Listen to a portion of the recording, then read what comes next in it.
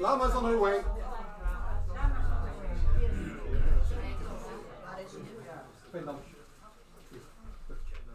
Dat hoeft nog niet zo. Veel geconditioneerd allemaal zijn. Zullen we nou juist afleren? Ja. Dat is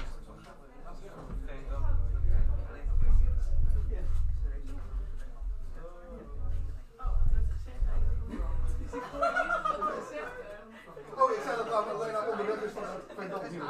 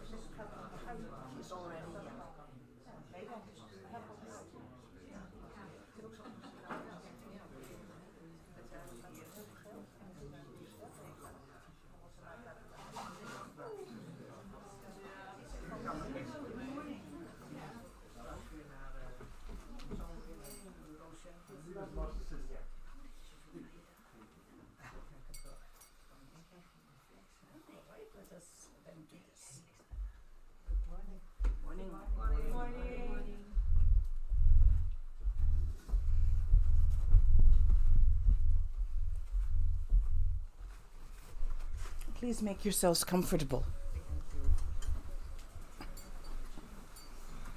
Back to the right. Okay.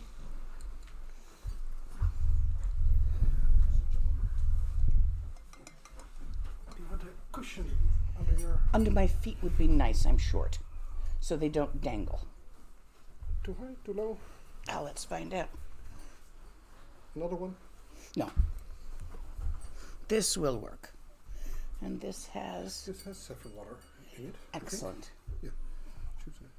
It does. Okay, now we just fish for things.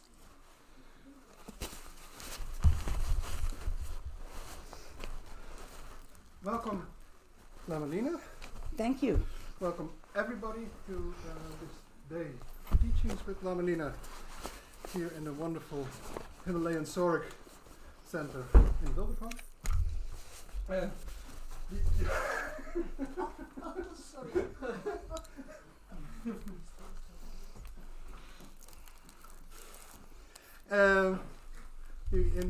This is the second year, right? Yeah, the second year that Lama Lena has agreed to come visit us here and to come give us, show us the path to liberation and enlightenment, not only for ourselves but for all sentient beings, which is something I'm pretty sure we cannot be grateful enough for. Firstly, I already thank you before we even started, and I thank all of you for being here, because the students are as necessary for teachings to happen as the lamas are. And the center. Please look after your center so that you continue to have one. Without your participation and donations to the center, it can't be there, and if it's not there, I can't come and teach in it. And we can't come and practice it. Exactly. Well, this bridges to the envelopes and boxes you see around. Please consider being generous, and there's no fixed price, of course, for anything. But please consider supporting Lama Lena, supporting the center, supporting traveling, supporting each other, and making all these things possible. And again, thank you all without exception for being here.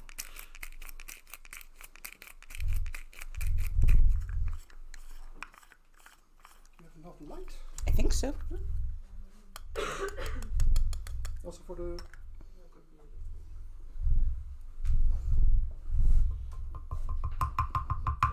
Magic stuff.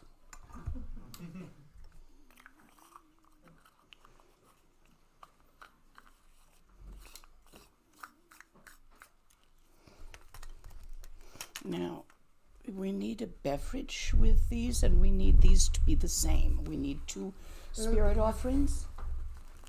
Spirit offerings.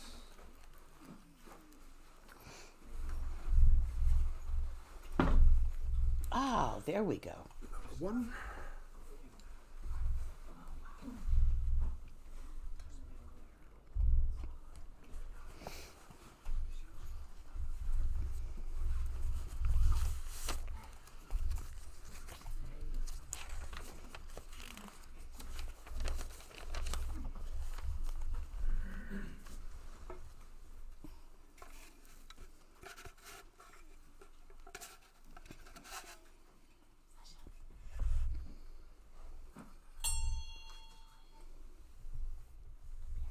So, who of this center, who is local to this place? There's the Jaap. We need 2. And Marlies, who is in the kitchen. Okay, and they will take out the spirit offerings when I signal to them? Yes. Come out of it.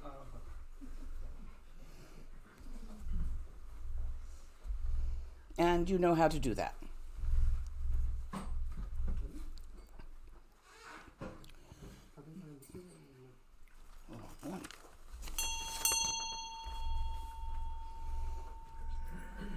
Tombala me sanje rimboche.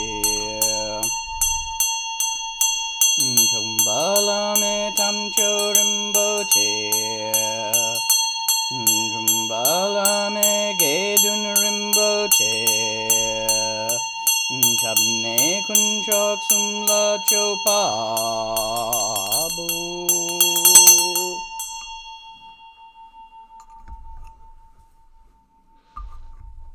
Tombala me sanje rimboche. Chumbala me tamcho rimboche. Chumbala me gedun rimboche. Chabne kunchok sumla chopa.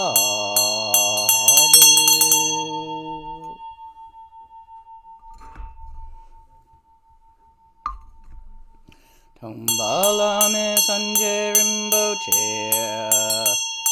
Chumbala me tamcho rimboche. Chumbala me gedun rimboche. Chabne kunchok sumla chopa.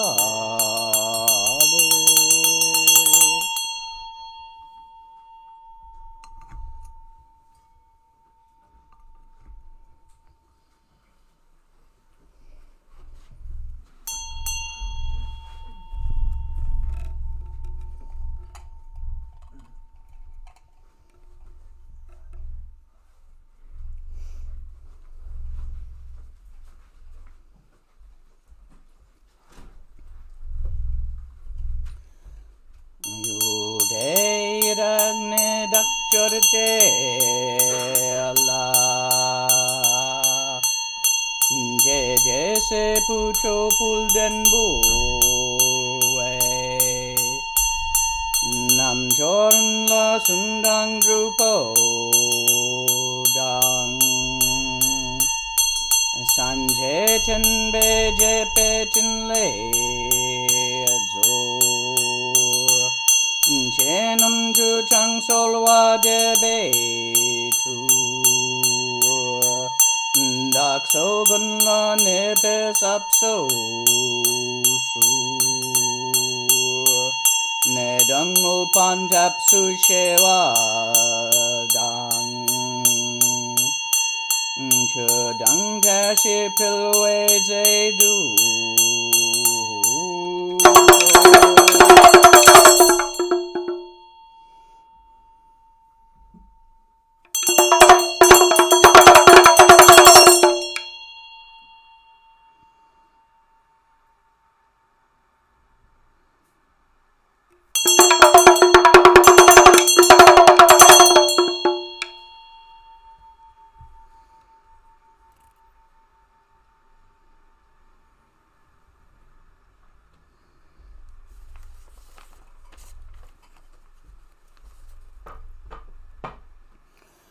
Shuku kundu zongbo gombo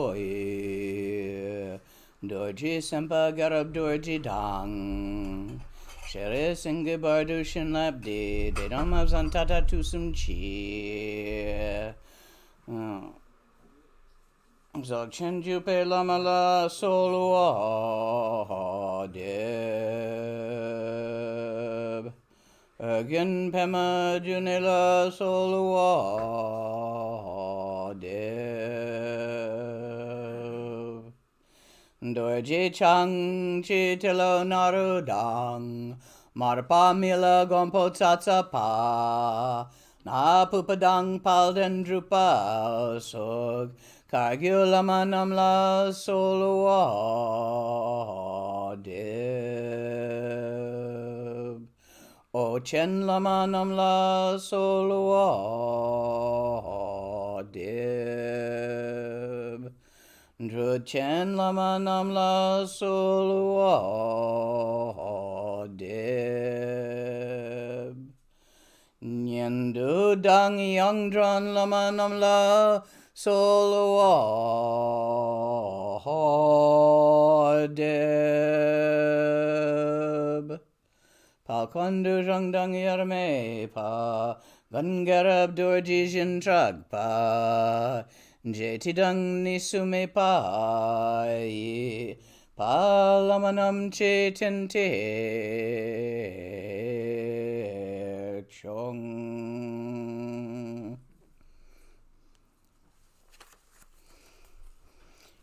I understand that what you want me to talk about this time is working with emotions. So there are two ways of doing this.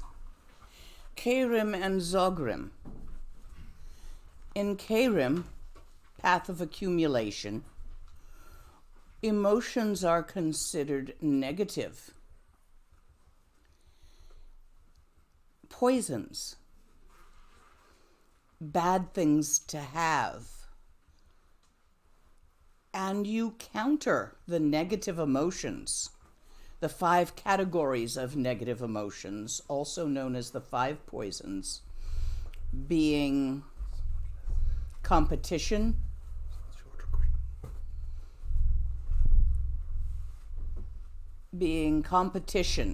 jealousy, competitiveness, being anger and fear, being avarice and inability to be satisfied with how things are in the moment.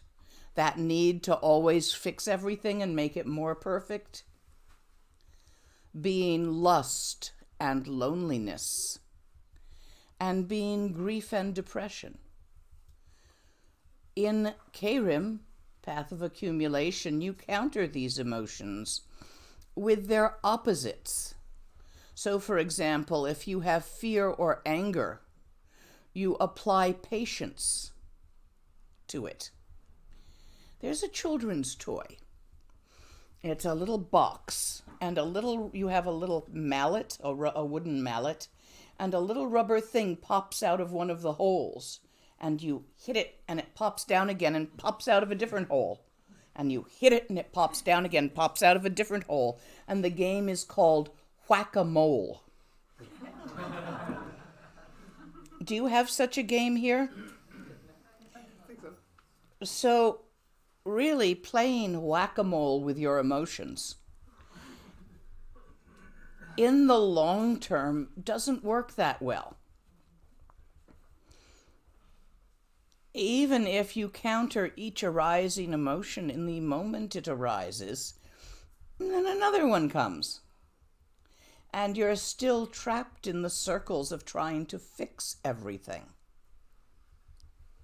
which is itself an emotion, which is itself the poison of avarice, of dissatisfaction. There's another way. In completion stage practices, where instead of trying to fix the emotion, to change it, to make it go away, which is what we do anyway all the time.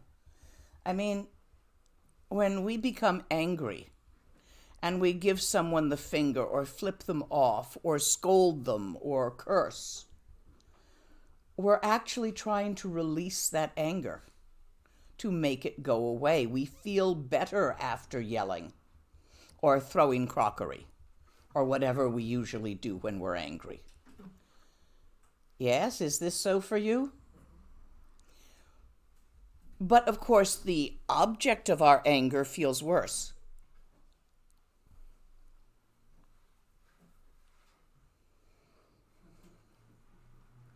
So it's a no-win situation. Then they get angry and they pop off back at you.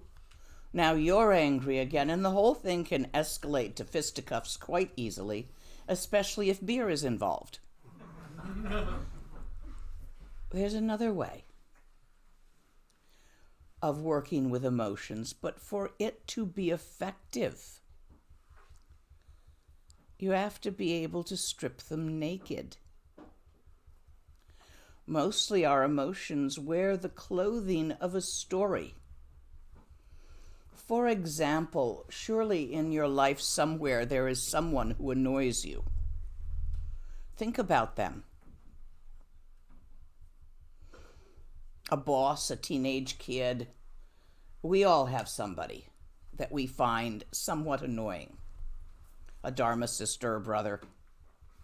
Yeah, be real. In that experience of annoyance, there's a story about why they are annoying, what they did. That's the clothing that the feeling of annoyance is wearing. And every feeling you have is wrapped up in a set of stories. When you love someone, you tell yourself stories about why you love this person and not that person. And then you tell yourself stories about why they don't love you back. Even if they do. They don't love you enough back. They don't show it in the way you want them to. Perhaps they love someone else. And you take what is a simple experience of love and make a mess of it. You take what is a simple experience of anger, and you either suppress it or justify it. But if you suppress it, I'm a good Dharma practitioner. I don't get angry, especially at members of my Sangha. It doesn't go away when you do that. It comes out later at your dog, or your lover, or the bus driver, or the driver or the bicycle that almost takes you out because you didn't look where you were going. It doesn't go away. So the key point here is to strip the story. Could you just fix it up for me? I did, but I'm not sure it's enough. It's fine. And I'm getting some sugar for you. No, it's fine. Just the way it is.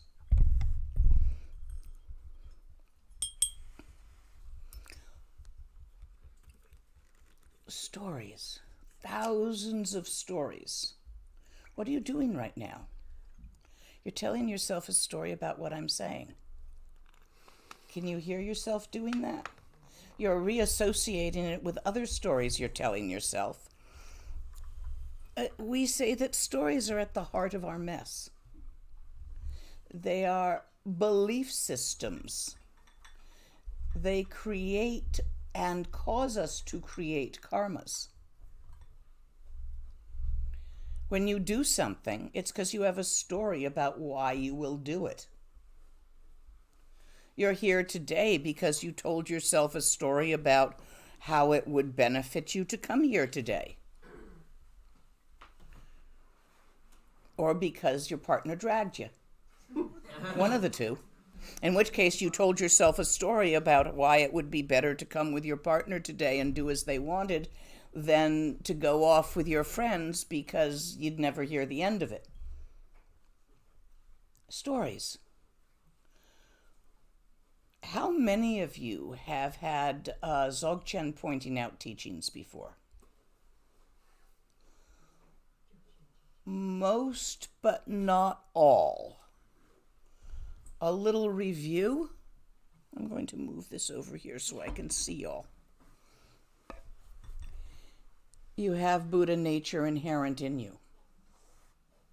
You always have had.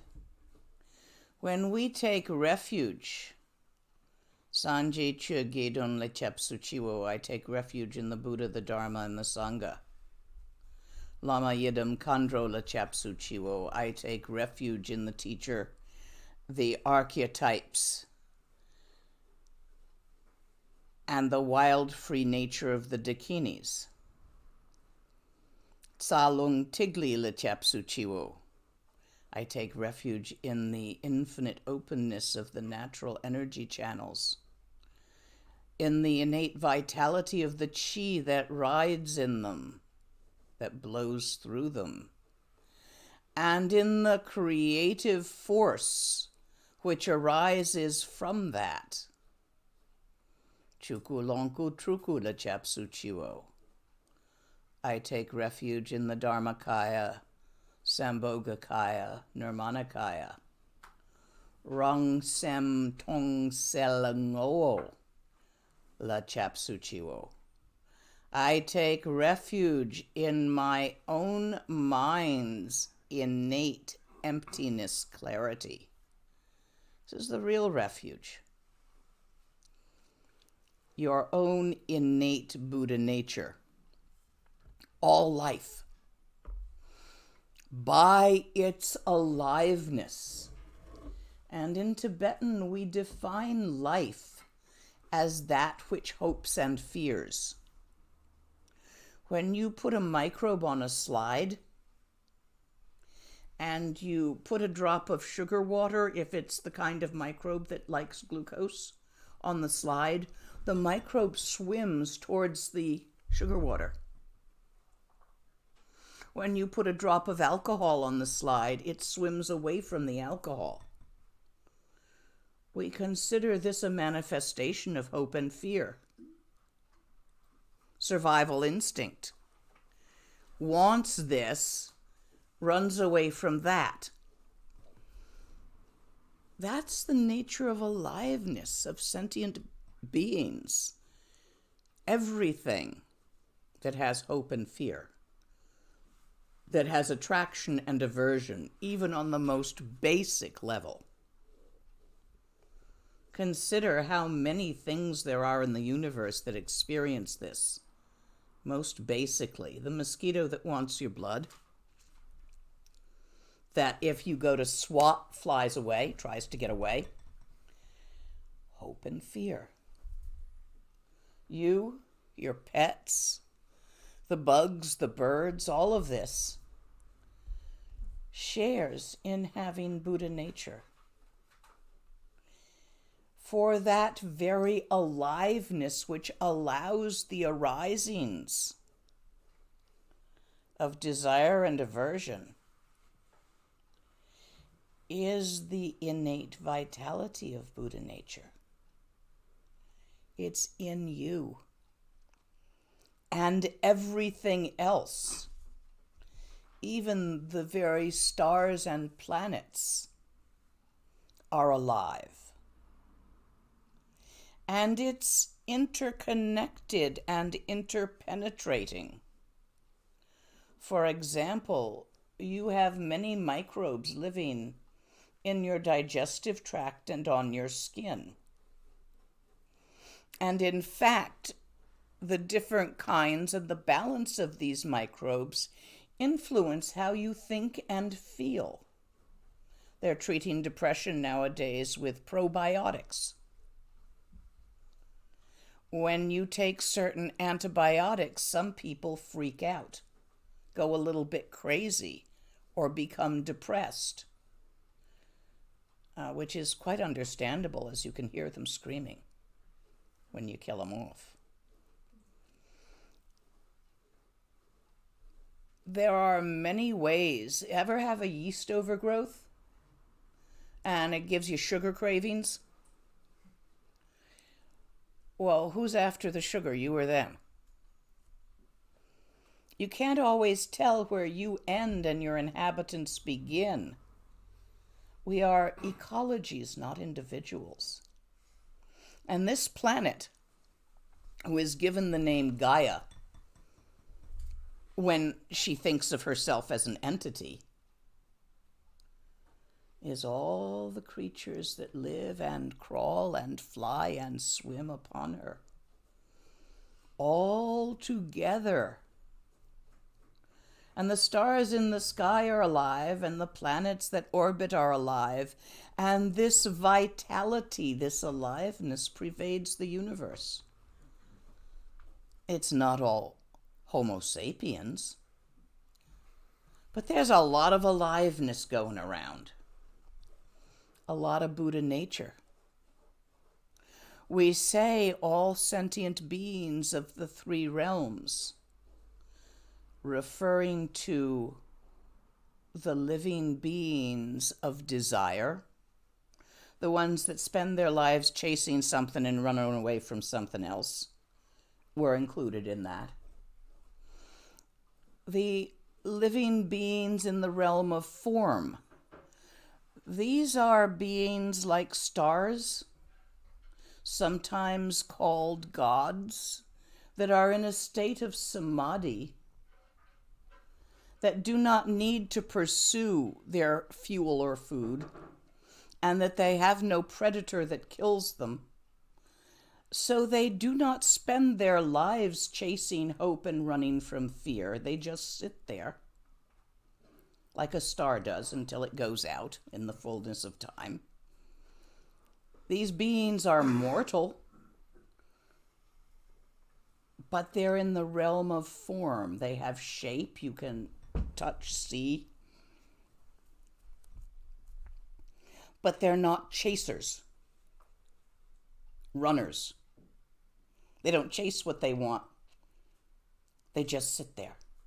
And then the third realm is the formless realms, which is the accident that way too many meditators fall into.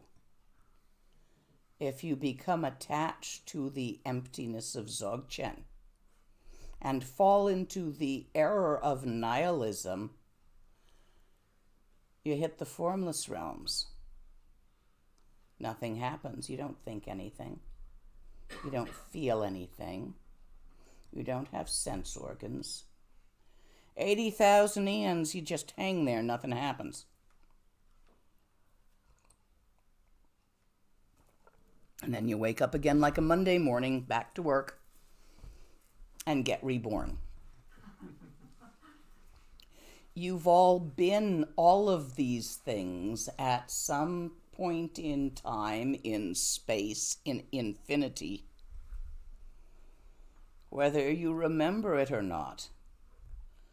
You've been in every one of these realms multiple times. as a sentient being? Have you seen your sentience? Your Buddha nature, your innate vitality in all its infinitude and liveliness?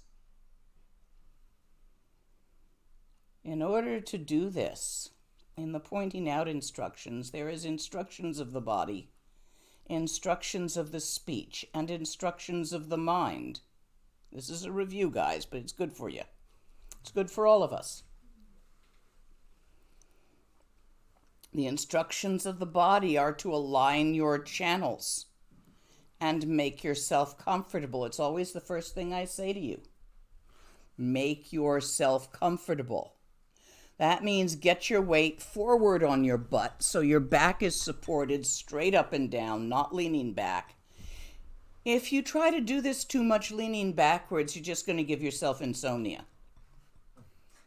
If you try to do it too much slumped forwards, you're going to give yourself a depression. If you do it twisted to the side, you're likely to come up with some kind of paranoia. What we call peculiar ideation. You've met people who suffer from that. The ones who line their hats with tin foil so the CIA or the government can't control them through their tooth fillings. Peculiar ideation. Do you have a word for that in Dutch? Other than cuckoo? Yeah, paranoia, but It's really creative. beetje van het padje af. But it's really only a matter of degree from believing your own stories and getting all sorts of feelings about them. So to counter that tendency we have, align your channels. Balance yourself from side to side.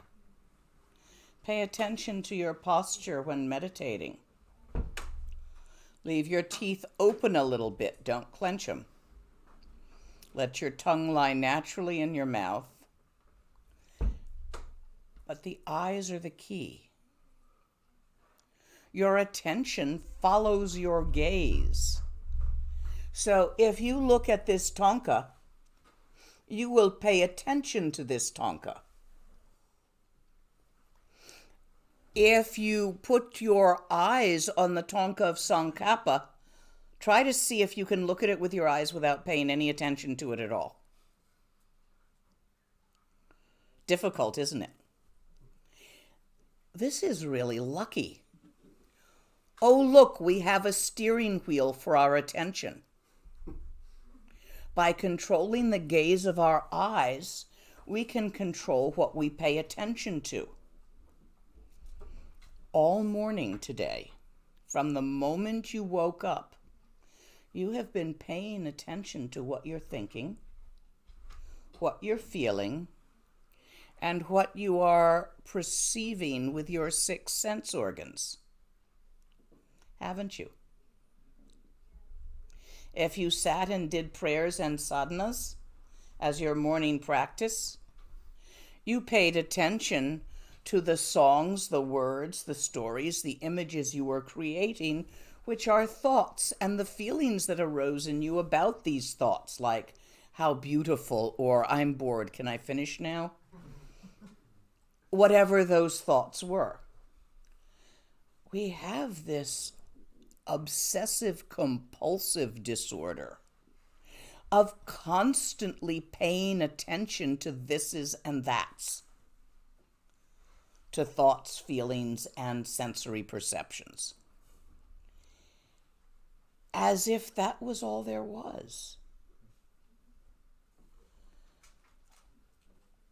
It is a matter of changing your attention from phenomena, inner phenomena, thoughts and feelings, outer phenomena, the stuff that you think you perceive through your sense organs of sound, of sight, of taste, of touch, of feel. to change your focus of attention from that to the infinitude of your own Buddha nature. Because it's always there. It's always been there. You're familiar with impermanence, right? You know that anything that comes is going to go. Anything that's an aggregate, that's a stack, that's a pile, eventually comes apart. No matter how well you pump the water out, it gets back in.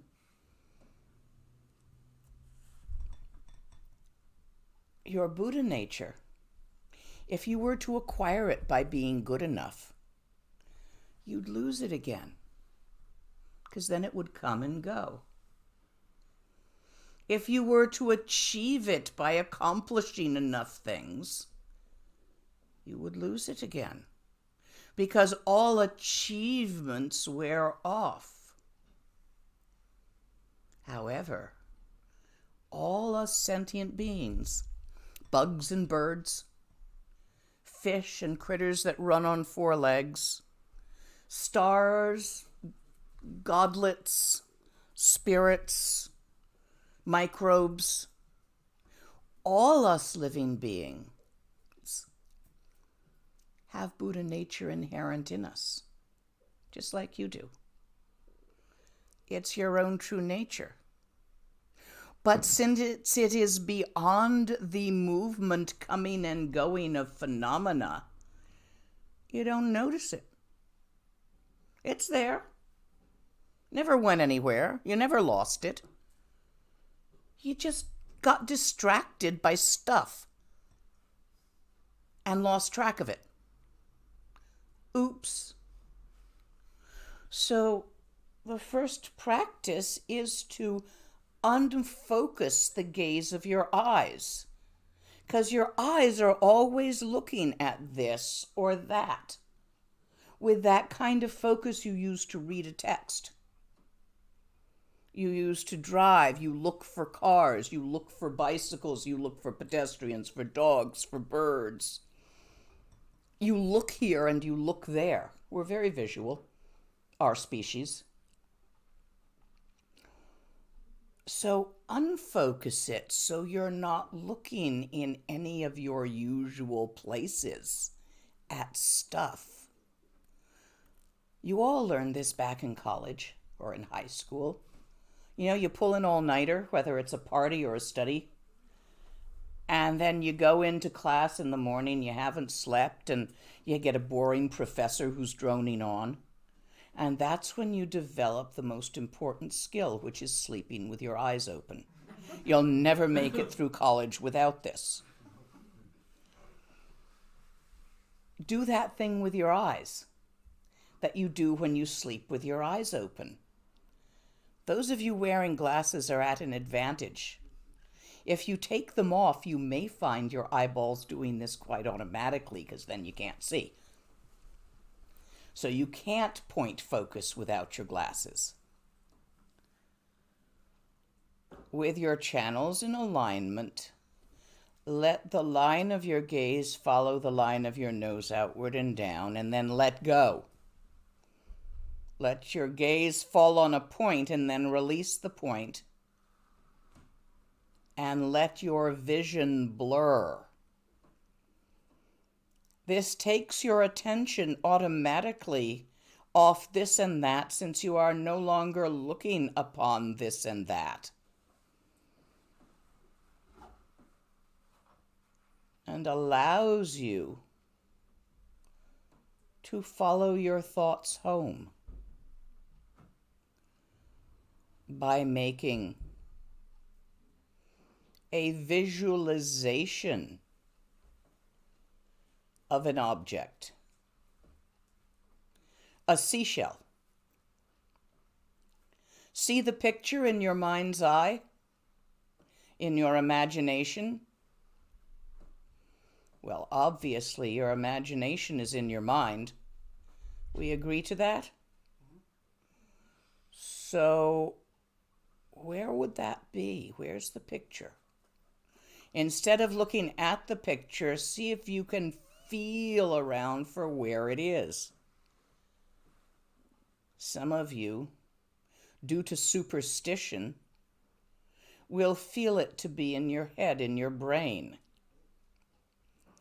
So let's try a picture of a big ship sailing on the North Sea. Put yourself on the deck of the ship. Imagine it all around you with the wild sea around. White clouds scuttling through a blue sky, a stiff breeze, but no storm. Can you see this picture? Where is it? Find your mind with your mind.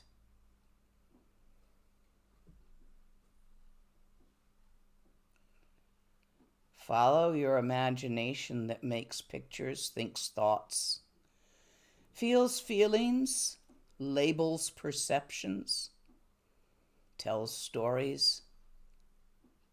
Instead of looking at what it is doing, the pictures, the words, the explanations, look at where those be.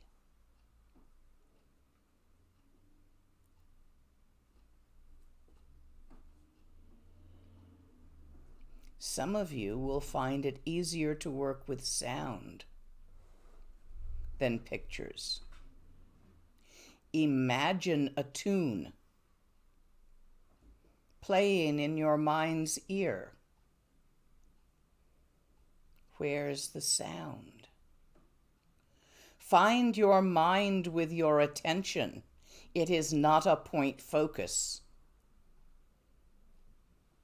Let go of the picture and allow your attention to expand into the infinite, open, vast expanse in which all pictures, all imagination arises.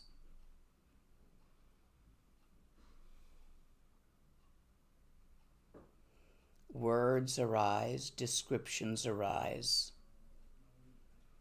and they dissolve, and new ones arise, pictures, images. This is the play of your mind. Let your attention open and open again into the natural open spaciousness of simple awareness.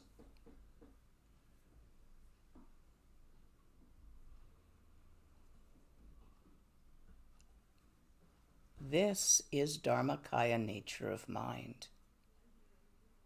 This infinite vast expanse, empty of characteristics. It can imagine blue or red, round or square, up or down.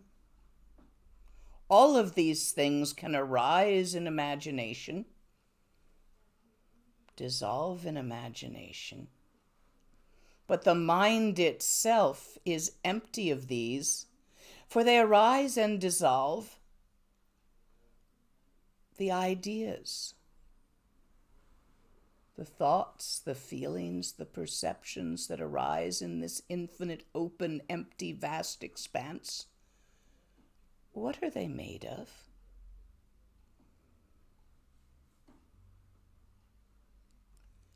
Look and see, feel and see, listen and see.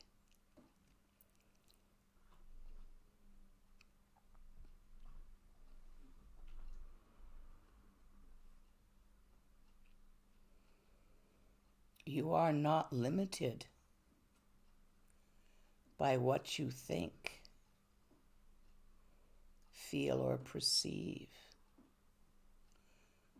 For all thoughts, feelings, and perceptions arise in the infinite open awareness of Dharmakaya and dissolve in the infinite open awareness of Dharmakaya without ever becoming anything other than the infinite open awareness of Dharmakaya. But do notice that it's not a big dead old nothing. It's alive, lucid. It has the vitality that permits thoughts, feelings, and perceptions to arise and vanish in it as it. That very innate vitality is the aliveness, the vitality pervading emptiness, the clear light nature of mind and all its attendant phenomena. And it is that innate vitality, clear light nature, which is the creativity of the dance of phenomena, the play of the Dharmakaya. That innate clear light of vitality is Sambhogakaya nature of mind, and its creativity in the creations, which are not separate from the vitality of the infinite open awareness, are but the play of no thing in nowhere. Mind there is, but there is nothing to it. Relax and allow it to be as it is, without trying to make anything out of it, or being fancy, or fancying it up, or making it more perfect than it is, or moving it to the left, or whatever you have an urge to do. Just leave it be.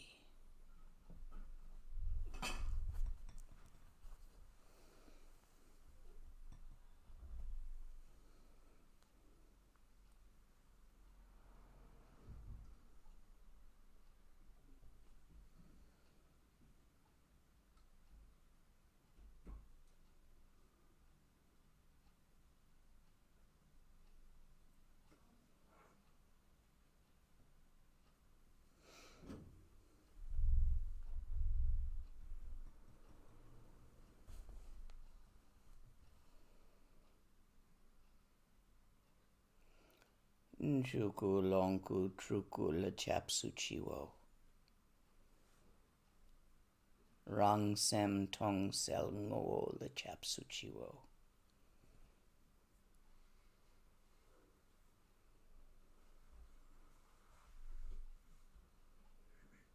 Dharmakaya, Sambhogakaya, Nirmanakaya, I take refuge.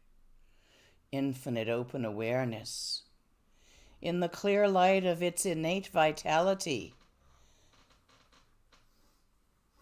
sparkling, shimmering with the creativity.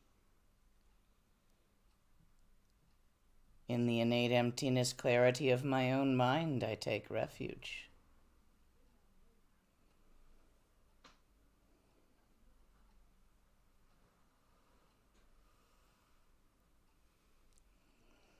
And this is how you strip a feeling of its story. You notice the story made of thoughts arising in mind, not made of anything other than mind, dissolving in mind.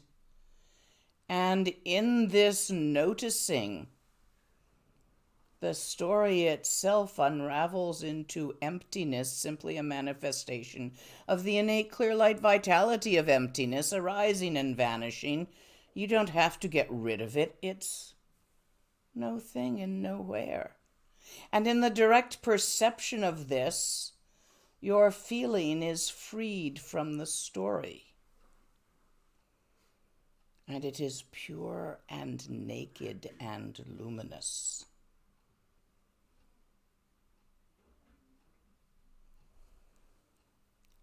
Questions so far?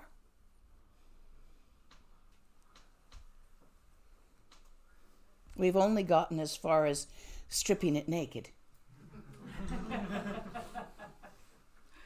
But that's important. It doesn't work if you don't get that.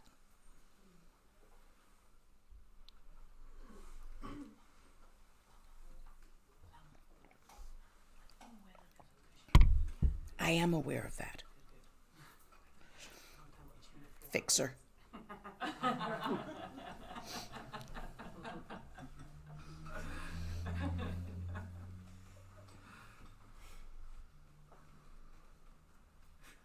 So when you have a feeling, a naked feeling, you want to try one? Yeah. Tell yourself a story that brings up, Tibetans usually start with anger. It's fairly easy to get at, but fear will work if you have suppressed your anger too much, because good girls don't get angry, which happens in some cultures. Then you may need to bring up fear. But you'll have one of the two.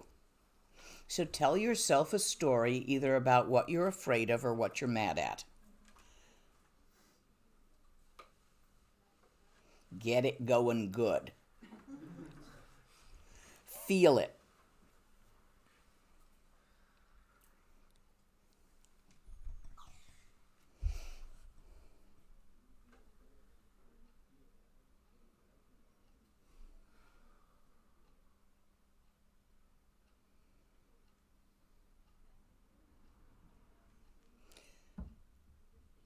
Feel that? Now strip it.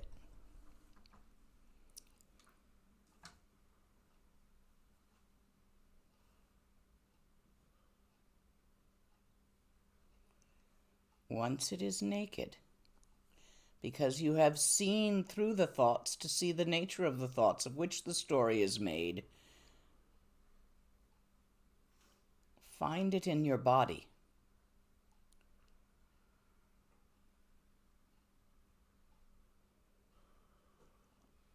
Most of us feel most of it here in the yi, which is a clump of neural tissue around your gut, which generally is very sensitive to neurotransmitters. That's Western explanation. Tibetan explanation is there's a chakra here called your yi, which is a sense organ that senses feelings. So either it's a mass of neural tissue or a chakra. Actually, a chakra is a mass of neural tissue. So same difference. Can you feel the feeling here without a story around it?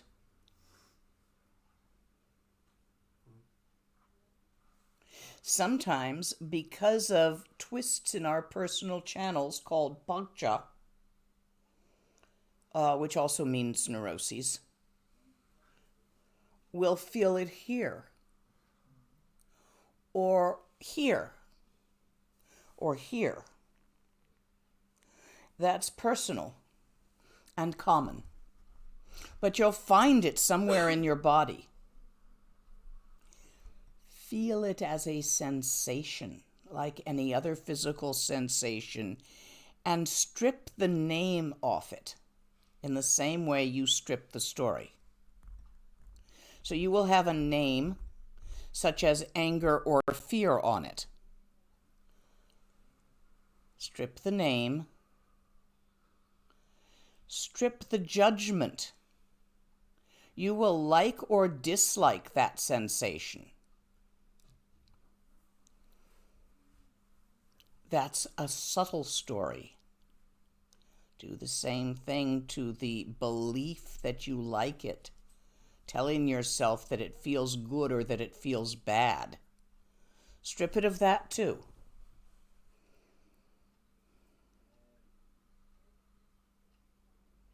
What remains is an intensity of the mirror-like wisdom of Vajrasattva, a form of equanimity which is not a lack of feeling,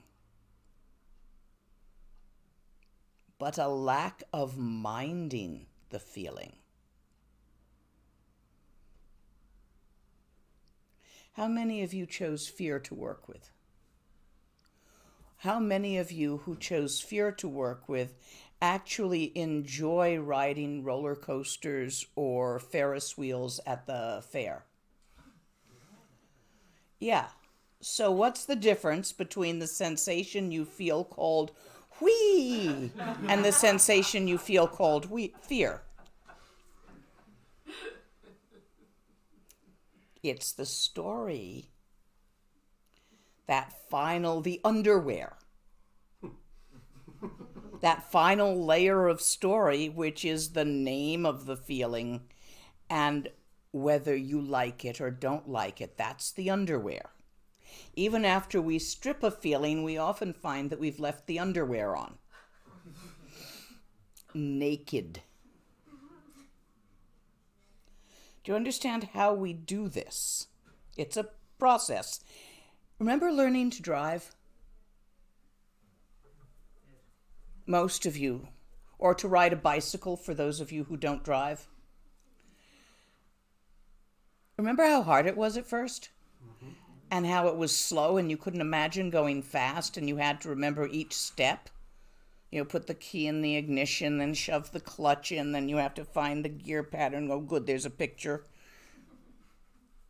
You know, and then you put off the handbrake and you've got this list in your head and you do. So it's like that. It starts out very much like that when you do this. You've got a sort of a lengthy process and you have to go off and sit down with the feeling and do the process.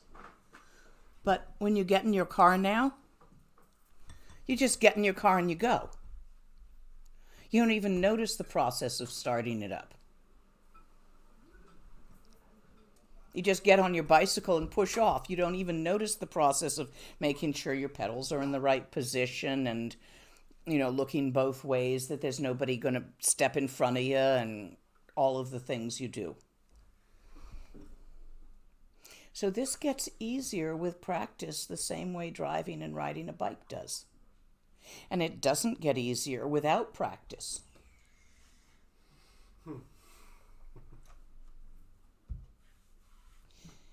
And you can do it with any of the 5 categories of emotion.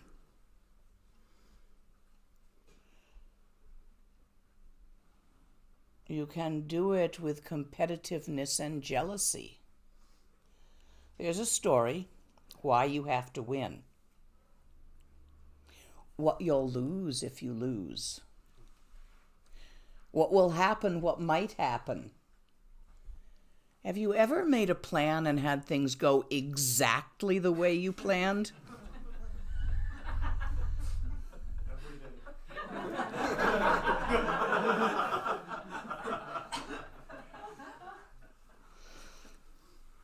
So all of the things you're afraid are going to happen, they're not going to happen like that, all of them. All of the things you're hoping is going to happen, it's not going to happen like that, all of it. You get some hope, some of your fears catch up with you, but it feels kind of random. It's karmic rather than random, but it feels kind of random. And all through this, you're telling yourself stories and having feelings not about what's actually going on around you, but about what you think is going on around you. You're upset by the story you just told yourself, not by what actually happened. Have I given this teaching here before, talking about the friend of my mom's who was having her 50th birthday? No. Okay, new story for you. One of my mama's stories. My mom had a friend that I knew when I was a child, and she was coming up for her 50th birthday.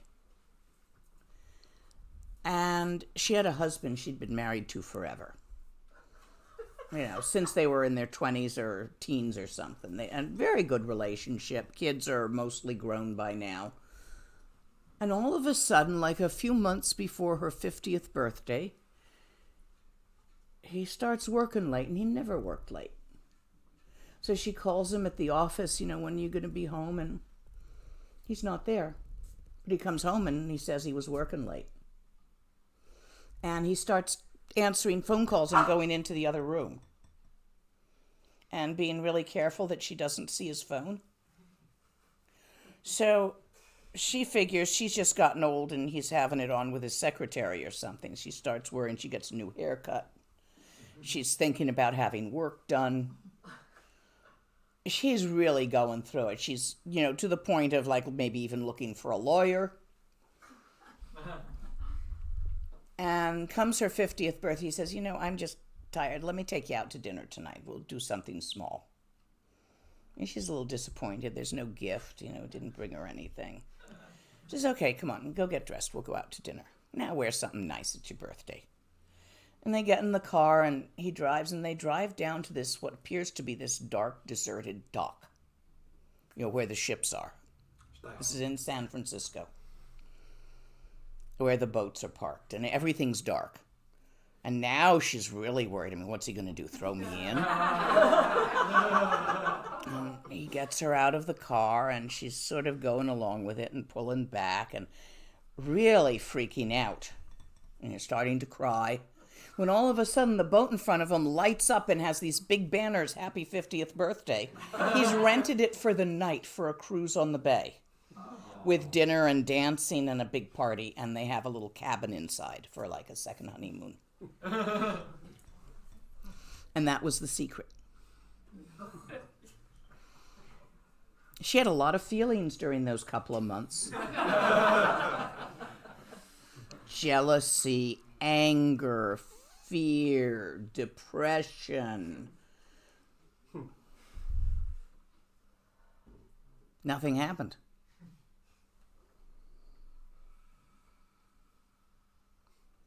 But she'd told herself a story based on her interpretation of what she saw and heard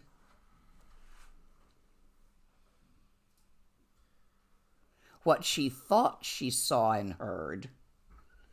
Anybody here ever done that themselves?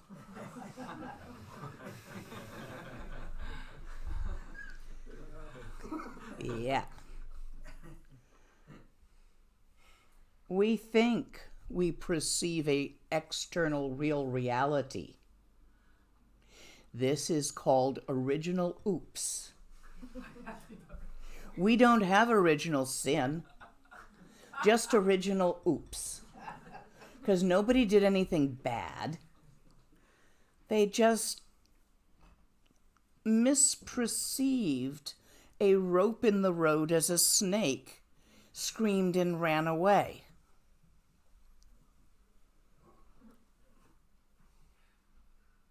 They misperceived the clear light,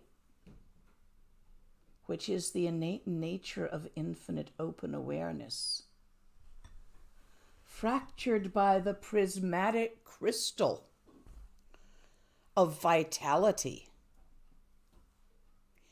so that the clear light of your own nature, your own clear light, shines through in rainbow color form, and you start trying to grab some of those rainbows.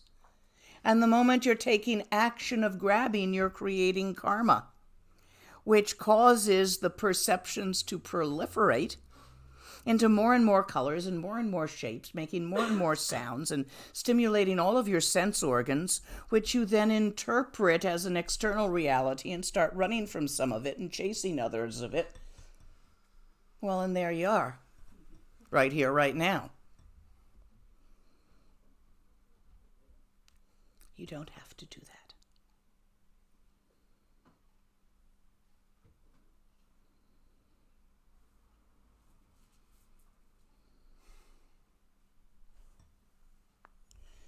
Questions? It has, in a certain way, its function, because when I was a hunter in a past life, I had to make assumptions to shoot a deer or flee from the tiger. So I had to interpret the things around me. And so you created the karma of killing and not being food, withholding yourself as food. And these karmas have led to sufferings in this life.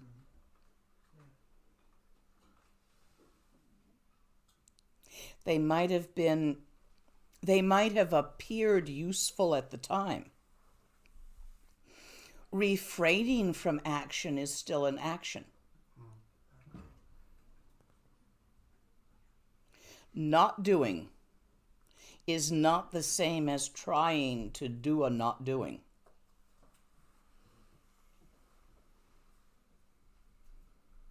I don't understand. Usually, if we decide to just sit there, it's a doing for us. We are actively just sitting there and refraining from not sitting there. There's still an element of push-pull in it.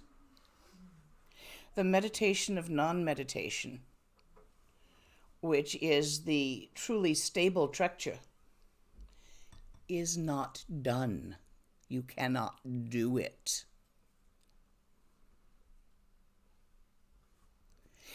Until that occurs naturally, and it will if you keep going, one does the doings of meditation with the awareness that they will at some point shift. In order to not do, you have to not be. That's too limited a way of saying it. You aren't what you think you are. Right? We kind of know that. We're really just a heap of karma. A pile, a stack, an aggregate, a set of interactions, a node. But we think we're individuals, and we're very self-protective of our individualness. So I'm going to try to survive. I'm going to cross the street carefully. I'm going to attempt to eat nutritious food rather than the delicious junk food that I love. I'm going to try to get enough sleep for my health. I'm doing all these self-survival things. We all are, to one extent or another. And the older you get, the more of them you need to keep yourself going. When you're a teenager, you can probably get away with an awful lot, but it wears off. Oh, teenagers.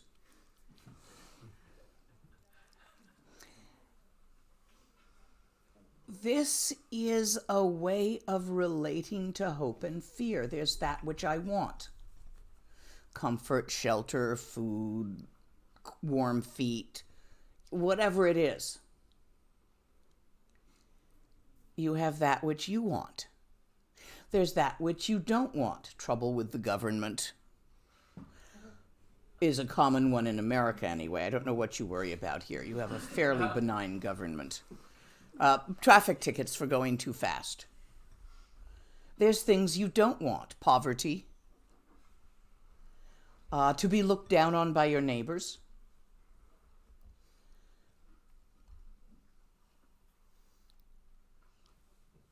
In all of this, we're kept chasing our tail with the frustration of never quite catching it. So you sit down to have a rest, and then you remember you didn't finish the laundry. So you pop up and go do it, and then you sit down to have a rest, and then you remember you had to put this away, or you had to do that, or you had to call here. And you're always popping up to do one more thing that you've just remembered that you had to do. To fix things. We are great fixer-uppers. Is your house done? Yep.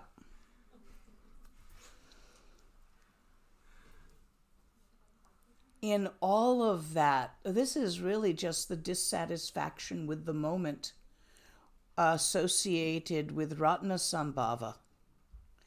When you pass that dissatisfaction, we worked with fear and anger and saw the mirror-like wisdom that is left when the fear and anger is allowed to simply be itself, rather than squished into a story made of hopes and fears.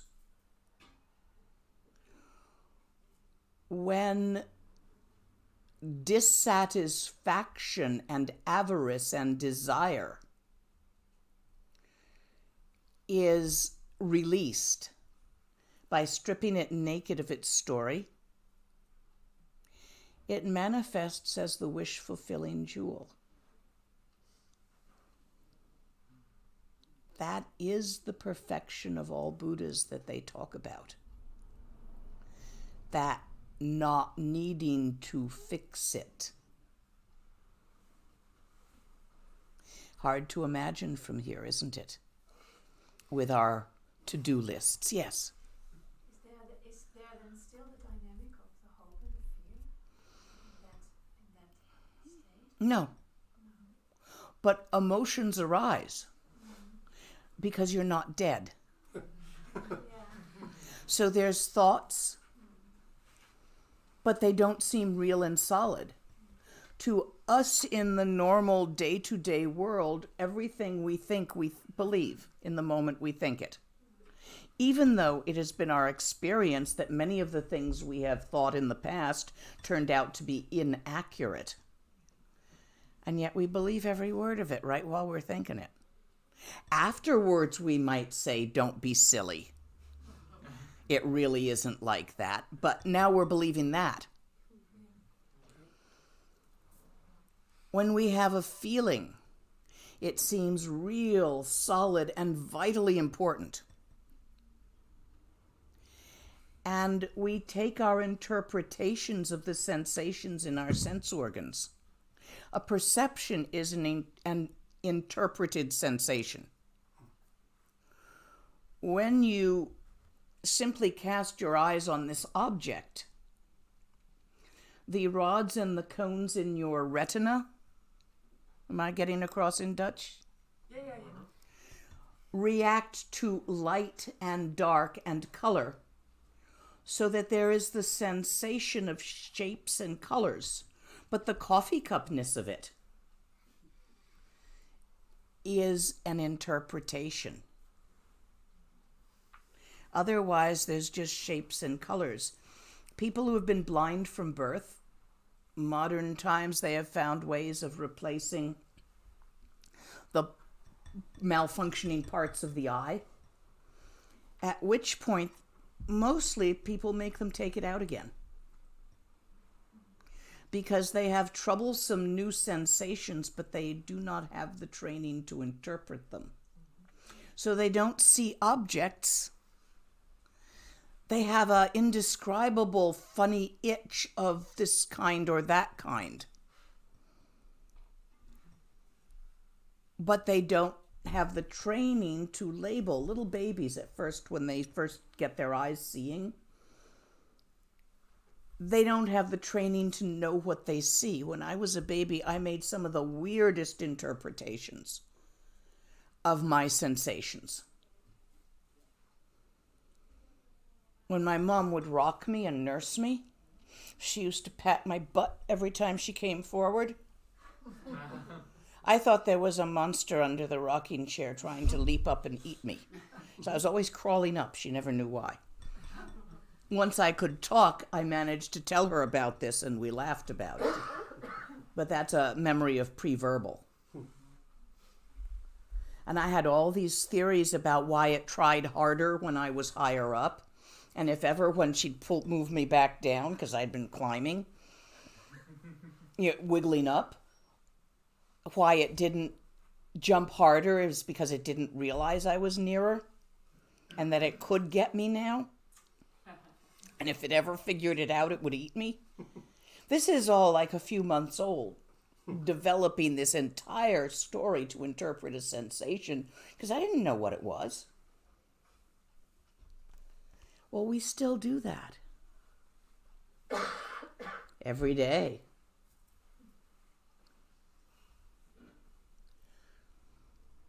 When you cease to act continuously in a state of dissatisfaction, trying to get what you want and get what you want and get what you want and get all your ducks in a row and get everything lined up and complete the to-do list and have your house perfect so that the neighbors will think well of you and then weed the garden. You know what I'm talking about? So all of that, if you can let go, what arises is the wish-fulfilling jewel, and you feel utterly satisfied. And that satisfaction is everywhere.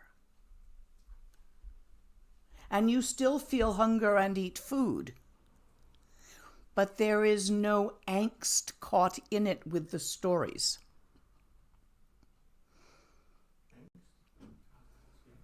Angst. The angst in English is like existential fear. Existentiële angst. Heb je ooit een woordenboek ingeslikt of zo? It's asking if you ever swallowed a dictionary or something. This is so good at having just the right definitions of words.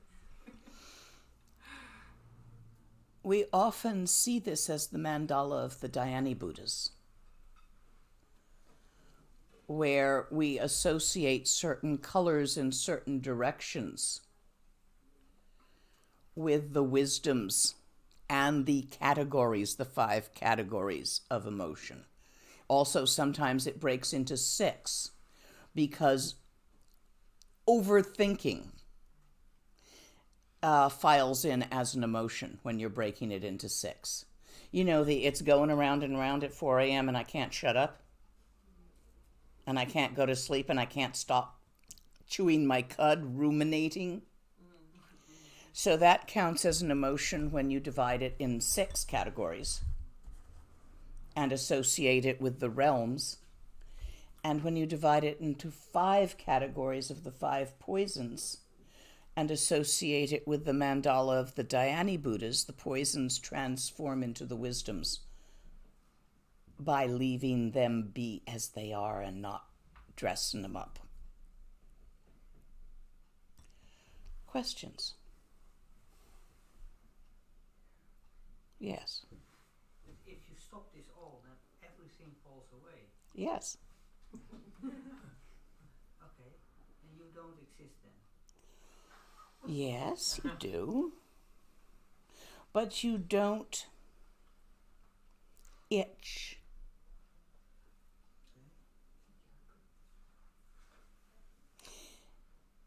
The union of samsara and nirvana, the true freedom of the dance of the dakinis, Dharmakaya manifestation of the infinite open awareness,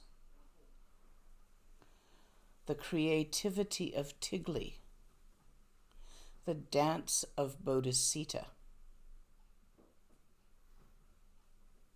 still arises. The angst, the natural innate itch that we always feel, that slight, it's not quite right. Gotta fix it. Gotta get it better. Gotta go do that. Gotta get more money. Gotta get more time. Gotta change this. Want the kid to do that. If only my husband would, fill in your own blank, or my wife would. It's the letting go of that arises as freedom. It's the hopes and fears, the desires and aversions arising and causing us to yank and shove that creates the karma, that arises the perceptions the sensations that we perceive through our interpretation as pain and pleasure.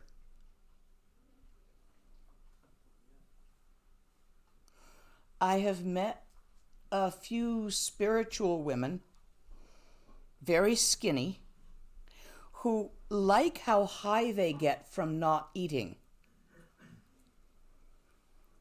Have you ever met someone who's into that and they fast a lot and they don't eat and it makes them high and they do just raw food or they've got some kind of diet and it really makes them feel high and they like that feeling? For them it is pleasure. Hunger is pleasure. It's a high. For some people, obviously not for me. For me, it's a low. My interpretation of the sensation of hunger is, I don't like this. It's irritating, itchy in my middle. I'm going to fill it. Whereas another person's interpretation of that same sensation here is, oh, what a lovely, light, empty feeling. I like it. I'm not going to eat something so that this sensation stays like this, or I'll just eat a couple of blueberries. That won't interfere with the sensation. This is just an example. But you can surely think of other things in your life, particular sensations that you have liked, that someone else has not liked. Do you like being barefoot in the damp grass? Some people do, and some people hate it. My granddaughter likes to play with slime. I do not.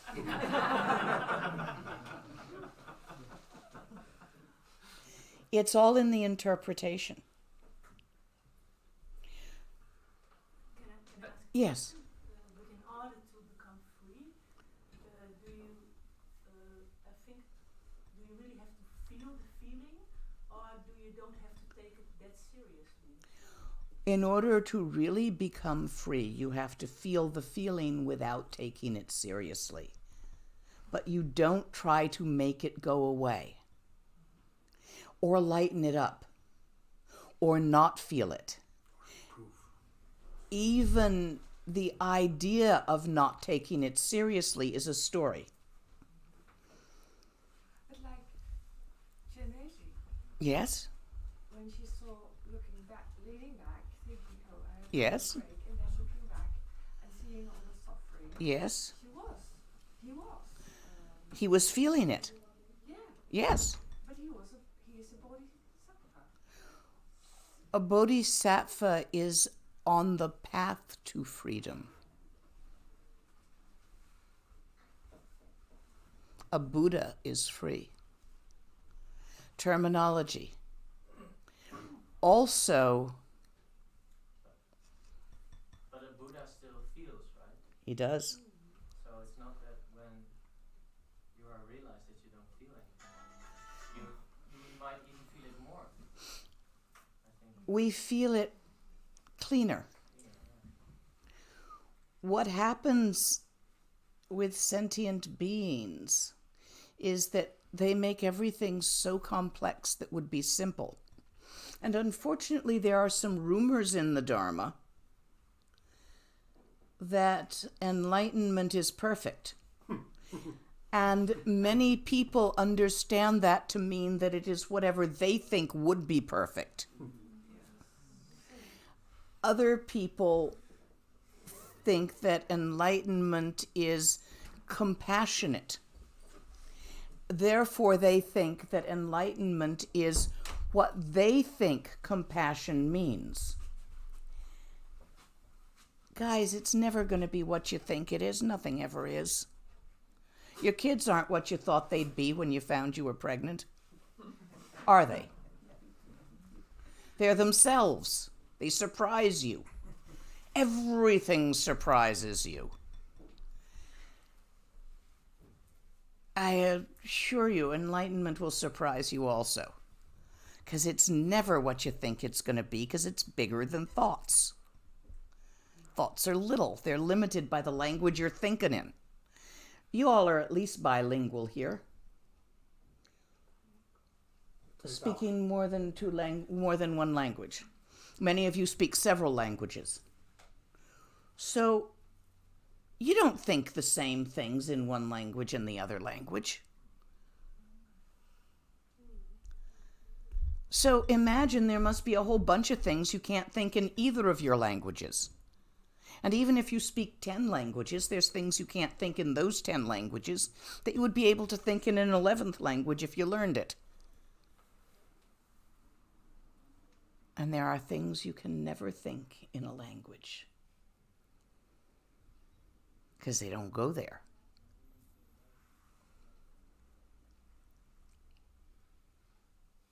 freedom. Enlightenment is said to be inconceivable. Buddha nature, inconceivable. Inconceivable means you can't wrap thoughts around it. Look at your mind. With your mind, not with your eyeballs. Fuzz out your eyeballs so you can see clearer.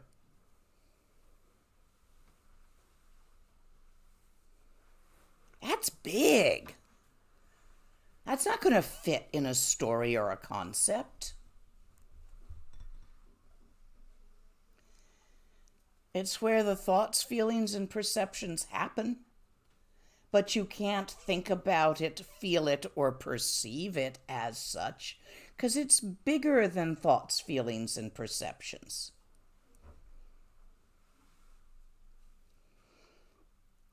It is said that the Buddha gave 84,000 different teachings without saying a single absolutely true thing about enlightenment.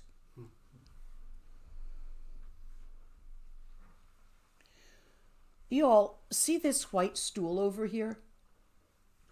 Point at it with your fingers, all of you. Do please notice that you're all pointing at the same thing and pointing in different directions. You may consider Dharma teachings like that. So you will find lamas saying one thing and other lamas seeming to completely disagree. No, they're just all pointing at the same thing from different directions. Have you ever had a flock of sheep? If you want them to go somewhere, you sort of have to run round and round them and herd them. Oh, yeah. They go too far that way, and you need a dog to help. Or a horse. Because they'll spook. Well, so do we. Other questions? I was wondering about the dakinis that you were saying about the 5 poisons. Yes. And then how to that they transform into The dance of the dakinis and dakas. Maybe you can tell something. Dakinis are the symbol of the sky-like openness, the infinite open awareness, utterly free. Dakas are the symbol of form arising in the context of freedom. It is the union of daka and dakini, of form and space, of matter and space, which is the natural energy of the universe. You can also look at it as Dharmakaya, form arising, the creativity. Dharmakaya, open awareness, spaciousness. The union of that as Sambhogakaya, the clear light nature, the innate creativity. So when we speak of dakas and dakinis, and usually because most Dharma teachings come from guys, most lamas are guys, it's just a higher proportion because of the Tibetan culture. It's not being so much that level of proportion in the West because our culture is different. But there, the opportunities for the education and the retreats and things was mostly for men. So there's more male teachers still in this generation. It's changing. Give it time. So mostly they talk about dakinis rather than dakas. And you will find female teachers often talking about dakas. But the same thing. It's the dance of form, of thought, the ability to think, the having thoughts. Poetry is thoughts. The old stories that give you maps are thoughts. Thoughts aren't bad. It's when they're freed into their own nature, which they are naturally. You don't have to do that. You just have to not do that. It's called Sopa. The third word of Garib Dorji. Please don't translate it. None of the translations into English work. It is not action, and it is not conduct. It's Sopa. It is the spontaneous, innate, completely natural, and always arising and dissolving of thoughts which have neither substance nor duration. They do that. Where's this morning's thoughts, guys? Where'd you put them? You'll never see them again. You can have new thoughts on the same subject, but they won't be those thoughts. All gone. The thought of 1 instant ago. Gone. What were you thinking? You have a new thought now. New in each moment. New and gone, new and gone, new and gone. The arising and the dissolving are simultaneous, like writing on the surface of water with my finger. No mark can be made. I cannot chip the sky. I cannot scratch it. Where's the scratch? Even if I wanted to, I can't. Your thoughts cannot affect your mind, even if you want them to. They are of no substance. You cannot sit on a thought. You cannot put your coffee cup on a thought. You cannot keep a thought. It's gone. You got a new one now. You don't have to make them vanish in each moment. They do that. That's Sopa. Noticing that they do that again and again is meditation, Gom. But it's not enough just to think that they do that, because that thought's gone too. You got to actually watch them do it while looking through them at natural mind. By doing that, it becomes obvious to you that every single one of them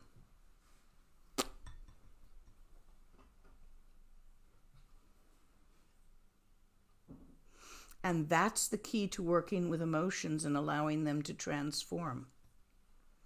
How many of you have experienced depression? So this afternoon, I'm going to work with you with working with depression, because you'll probably have an opportunity to do that. It being so common in our culture from time to time. Shit happens. Depression, grief, slightly different. Sadness. But that's for this afternoon. We don't have quite enough time to do that in depth. Any questions about what we've done so far? Yes. I didn't understand the symbol of the sheep with the dog. What did you want to explain with it? The way a lama points at something verbally, and another lama says the opposite thing, but they're pointing at the same thing. Like herding sheep, you go from this end and send them, and then you go to the other side and send them. So a sheep could easily be confused and think you want to run them to run that way. But you don't. You want them to go there. But first you're shoving them from here, and then you're going over here and shoving them from here. That was the analogy. Just an analogy like the pointing. Yes. I still have a question about this, about the emotions that how to say it? Okay, if you strip them, Yeah. then you have the pure sensation. Yes. And they are all different. Are they? Yeah, well, I don't know. No, it's vitality, I think. I feel that it's... Try it and see. Yeah. If I give you the answer to this, are they the same or are they different? I'll just be giving you a thought, an idea. More clothes to put on them. Yes. Remember to get the underwear off too. Yeah, but I feel like, is there something still to see in these emotions, or am I still grabbing them like clothing? The clothing is the story. It's usually in words. Sometimes it's in pictures. When you take the story, the words or the pictures that you're saying to yourself or imagining, and you look at it and look through it and see what it's made of. You see Sopa. Then the story is gone. It doesn't do anything. It becomes clear, transparent. What's left? And remember that the name of the emotion, this is fear, this is anger, this is depression, this is avarice, this is jealousy, this is lust, is the underwear. Don't forget to take the underwear off so you have an unnamed sensation somewhere in your body. Just sit with that, feel it, see what happens. Yes. Is it like I can take off the stories, and then there is this, I can see it like it's vibrant. Yes. It's got its own. You're doing it right. Vibration. Yeah. We could call it that. It is vibrant, bright, brilliant.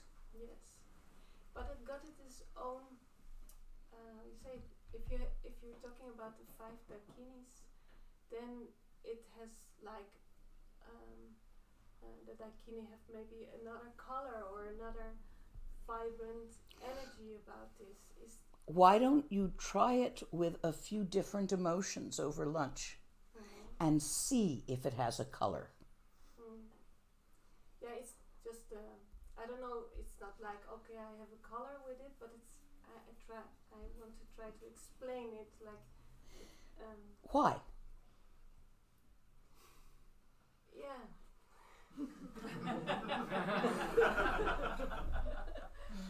Have a piece of chocolate instead.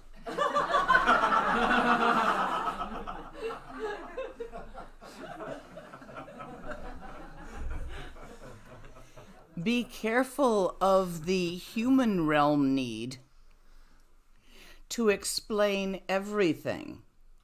It is considered the sixth poison. You want to get it all into words and share it with somebody. Just watch that one.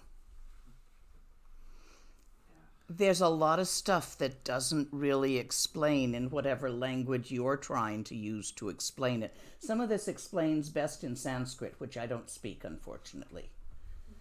A good bit of it explains somewhat in Tibetan, but the layers in a Tibetan phrase, Tibetan doesn't even have words. It has sentences and syllables, and the syllables all hang together to make a full sentence, and that's called a phrase and translates as word, sig. And each syllable has depths and layers of meaning depending on its spelling and pronunciation. So for me to translate accurately a sentence in Tibetan might need a paragraph in English. And I still missed a couple of levels. If you look at the imagery of a thangka, each thing in there tells you something, informs you, provides information.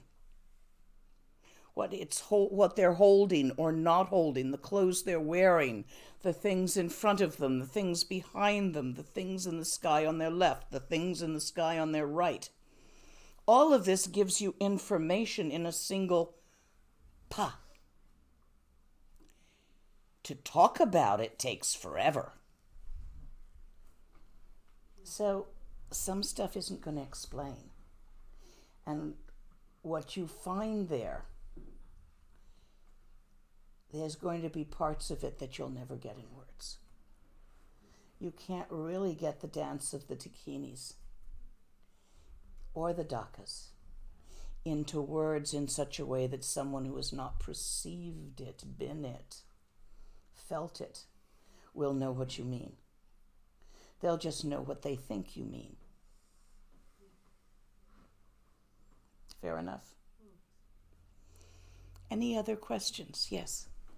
You started to say working with emotions, and you mentioned two ways. And one way, the second way, was to strip off the Yes. story of it. It was the second way. And the first way, it was something I forgot. Playing whack-a-mole with them. Whack-a-mole, yes. Where you antidote each emotion with the antidote emotion. So you antidote avarice with generosity.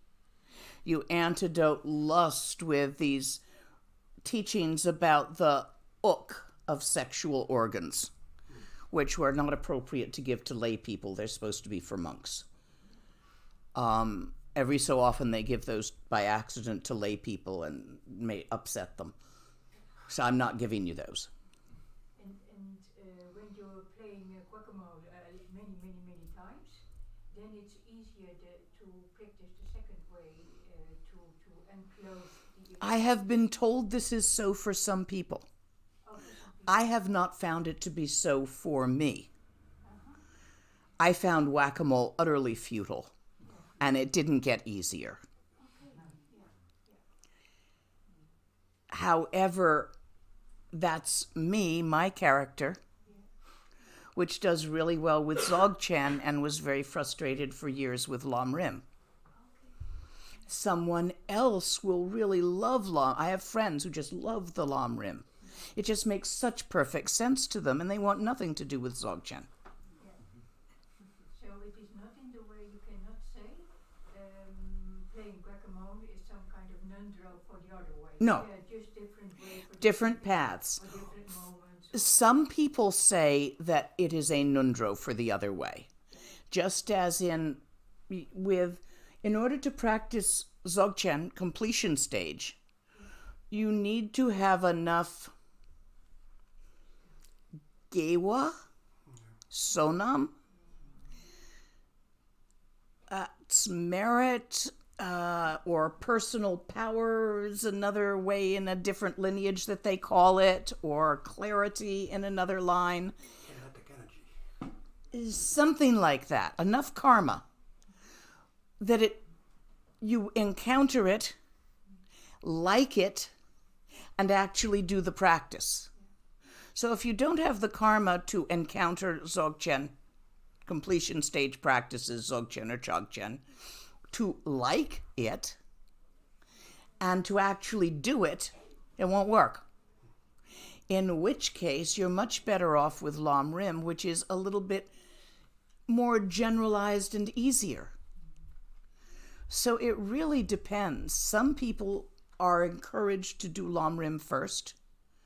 They say it takes 400 lifetimes to get enlightened, but they don't say how many you've already done of those 400.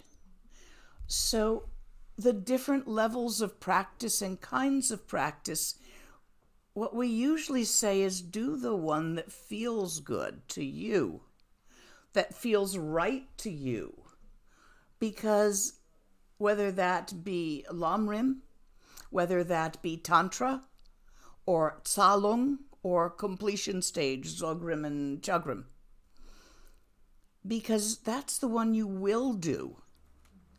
And for any practice to be effective, you have to encounter a teacher who teaches it to you. You have to like it. And you have to actually do it. Lacking any of these three things, it won't work. So do the one you like, because you'll actually do it. And you won't actually do the one you don't like. You'll simply sit there thinking you should do it and find something else to do. And fortunately, in our modern times, with the internet and the live streaming and I'm not the only one who live streams, you can encounter many teachers and many practices. Do the one that you like, because it's the one you will do, and they all work. They all point at the white stool from different directions. They all point at your own Buddha nature. from different perspectives. Make sense? So what you like will change in the course of your life. Let it do that. If you happen to like Tantra now, pour your heart into Tantra. If you happen to be enthusiastically in Nundro, either the ordinary Nundro or the extraordinary Nundro or the Rushen, which are all forms of Nundro, pour your heart into it and do it, if that's what you like right now. Many Tibetans get so into their Nundros, they'll do 6 or 7 before they change and like something else. But I found out for myself it differs. The one moment it feels very good to do the Jatsen practice, and then other moment it feels good to do a part of the Nendro. Then that's what you should be doing. As long as you do some practice, it will work. There is a point where you focus more on one and more on the other. One is primary and one is a little secondary. You'll need that at some point, but that will happen automatically.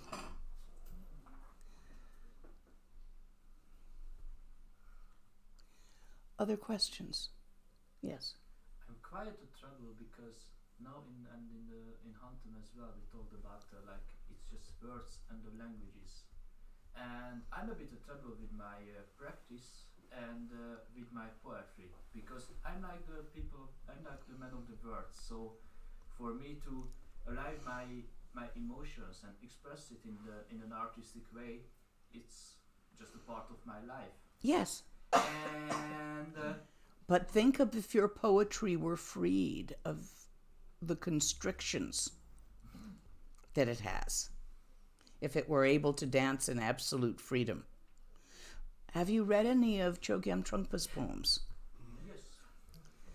Many of them were quite dancing in freedom. The Flight of the Garuda, which I'm working with in Amsterdam, is also a set of poems. Doomsetting Norbo's books. Also have poems. Yes, but my question is actually that about this context that when I'm writing about my emotions, about my things, I get some kind of critic, like practitioners, that I wrote a poem for a girl, like, and it was like, if you feel that my angriness burned you down, it's because I love you very much. And I think it's a very human thing. And the answer was, that's not a Buddhist view. You can do this. You really shouldn't listen to other practitioners about your practice. Oh. May I say that even louder? We're all in this together. And we have no business volunteering comments on someone else's practice unless they specifically ask us. I wouldn't be here doing this if you didn't ask me to.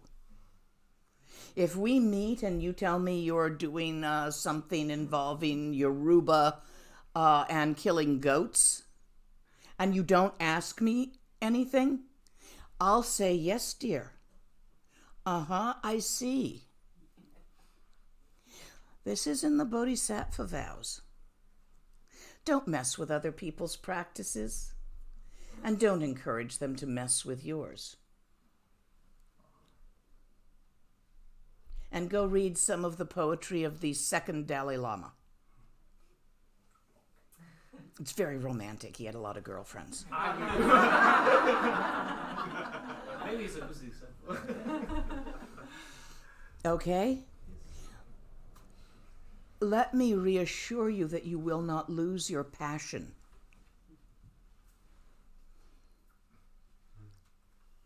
You will lose your constrictions.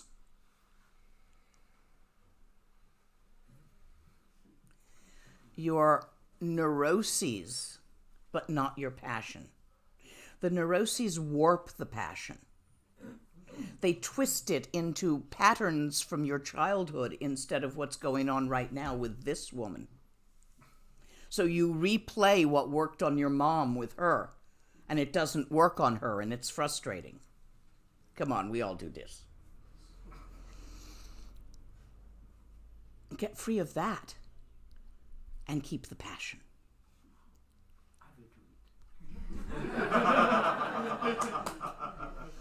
Other questions? So,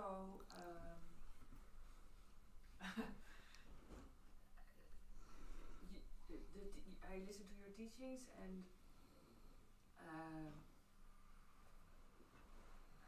I experienced them, I think, very directly, but I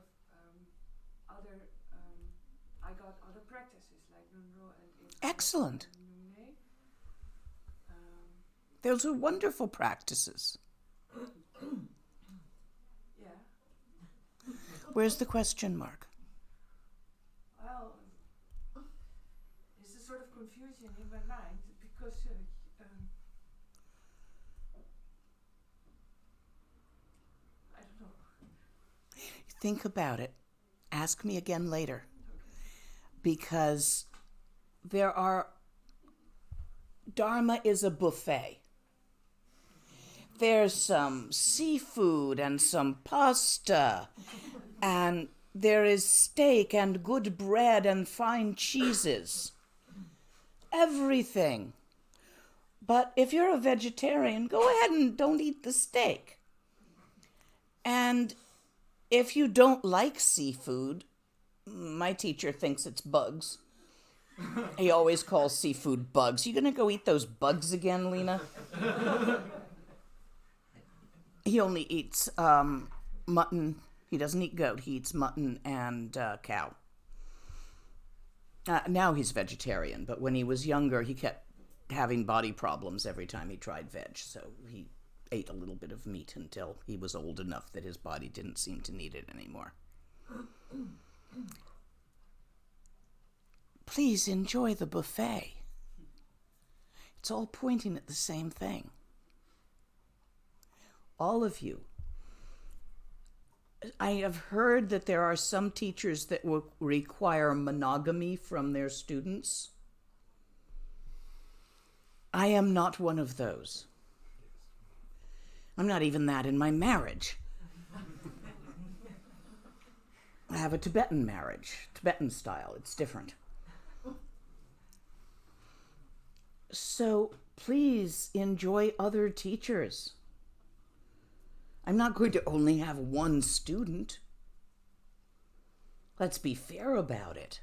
There is some great teaching out there. I'm Rime, which means I have studied in all 4, or actually 5 lineages. I have teachings in Gelugpa for many years. I've done a Nundro in Gelugpa. And my second Nundro was Nyingma.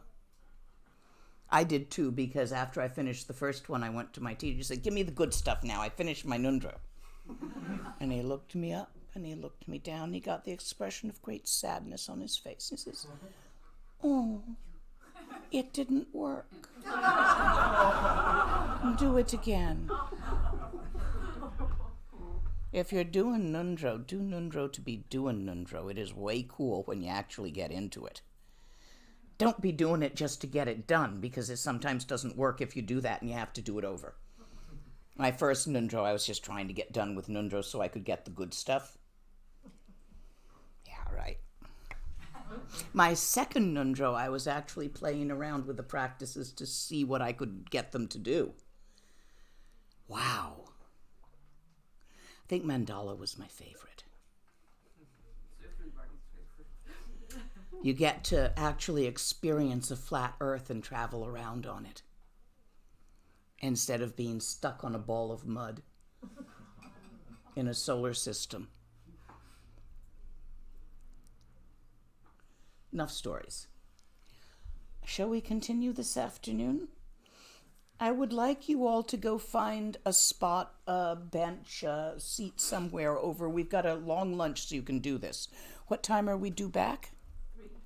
3. So make it 10 after 3. Okay? Because I want you to have the full 2 hours.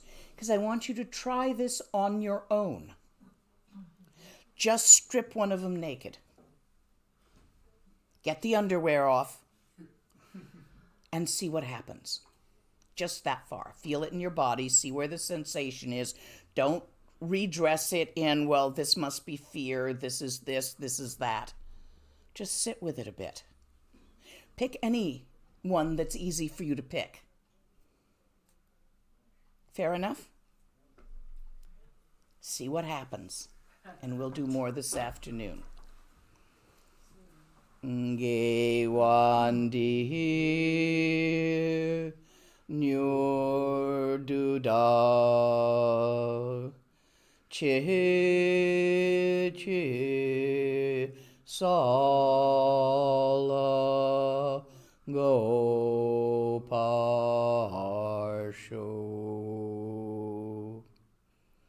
May all beings be happy. May all beings be free.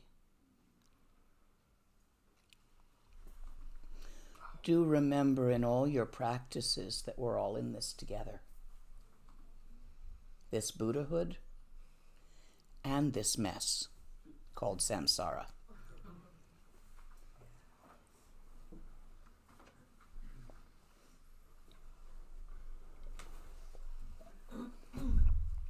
And coffee wakes you up. For sure.